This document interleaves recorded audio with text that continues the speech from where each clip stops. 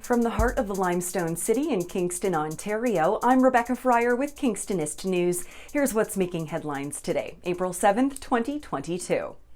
Over the past few weeks, residents in Collins Bay, Bayridge, and Westbrook neighborhoods in Kingston's West End may have noticed an uptick in the number of traffic stops. In the last week alone, Kingston police say they stopped at least 10 vehicles for speeding and other offences along just Creekford and Woodbine roads. On Monday, April 4th, police say a driver was stopped on Woodbine Road at Collins Bay Road for speeding well over double the posted speed limit, 98 kilometers an hour in a 40 kilometer per hour zone.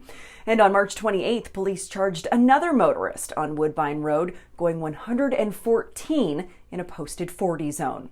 While police say there is currently no formal initiative happening to target speeders, they have stepped up patrols in those areas due to an increase in calls from the community about excessive speeding. Speaking of speed, a 21-year-old Brampton resident faces multiple charges, including stunt driving, after they were pulled over on the 401 on April 2nd, traveling 170 kilometers per hour. According to the OPP, the driver also faces charges of failure to have an insurance card and failure to display 2 license plates. A 42-year-old Kingston man faces domestic violence charges following a disagreement about chores with his wife and daughter. Just before 4 p.m. on April 2nd, Kingston police were called to an address on Brock Street where officers say an argument led to a physical altercation where both wife and daughter were struck in the face and neck by dad. Once police determined that an assault had taken place, the man was arrested and taken to police headquarters. However, during his arrest, police say he spat one final time on his wife, leading to another assault charge. He faces 3 counts of assault. Another Kingston man faces assault charges following a violent argument in Kingston on April 6th. Police say a 27-year-old man and his father had gotten into an argument earlier in the day that resulted in the father's vehicle being damaged. According to police, the son left the home and returned around 1 a.m., which reignited the argument and turned violent after dad told the son he was no longer welcome to live with him.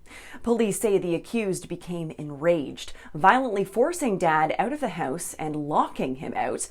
Police say the accused then began to damage property within the residence, including a computer monitor and a lamp.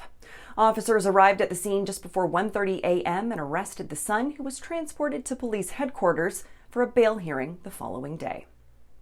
Napanee Town Council has voted unanimously to deny Tomlinson's group's request for rezoning of their property to allow for a permanent asphalt plant to be installed.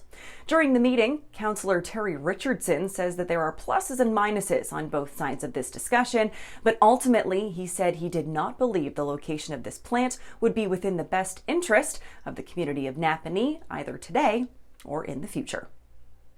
Ground has officially been broken at the site of Kingston's newest West End Catholic School. The $20.9 million project, located at 386 Holden Street, will provide students with outstanding opportunities for learning in both French and English, with a targeted completion date of September 2023. You can check out Kingstonist.com for more details on the building, including images. The RMC Paladins are sending a member of their swim team to the Olympic trials this week in Victoria, BC. Hannah Mountford, a naval cadet at the Royal Military College of Canada, qualified to race in the 1500-meter freestyle and 200-meter backstroke events. And lastly, Kingston's Indigenous Language Nest will finally have a place to call home as of May 26th. 610 Montreal Street will be the new home of the Language Revitalization Group, which has been teaching and sharing languages since 2014. The group started as an Anishinaabe-Moan language learning and sharing group around Elder Maureen Buchanan's kitchen table.